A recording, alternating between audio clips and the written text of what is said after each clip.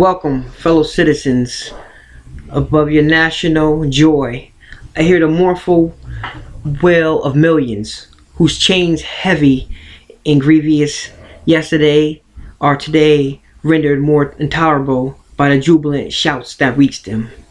If I do forget, if I do not remember those bleeding children of sorrow this day, may my right hand forget her cunning, and may my tongue cleave to the roof of my mouth.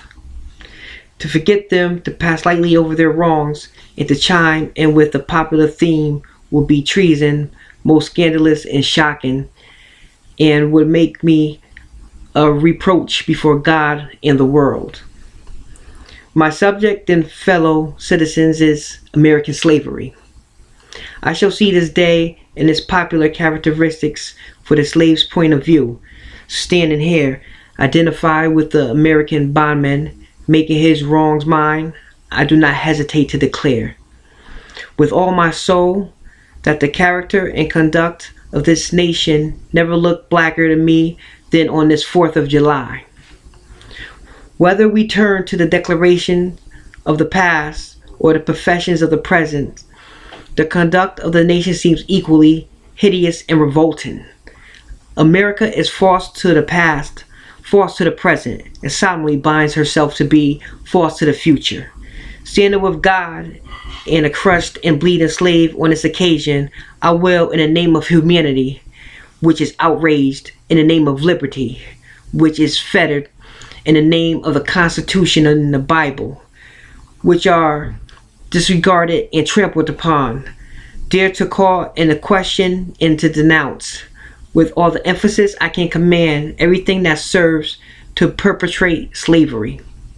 The great sin and shame of America.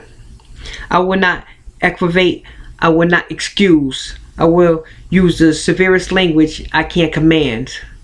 And yet not one word shall escape me that any man whose judgment is not blinded by prejudice, or who is not at heart a slaveholder, shall not confess to be right and just.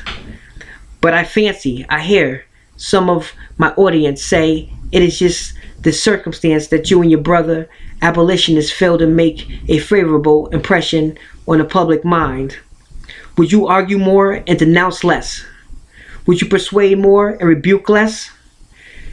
Your cause would be much more likely to succeed, but I submit. Well, all is plain, there is nothing to be argued. With point in the anti-slavery creed, would you have me argue? On what branch of the subject do the people of the country need light?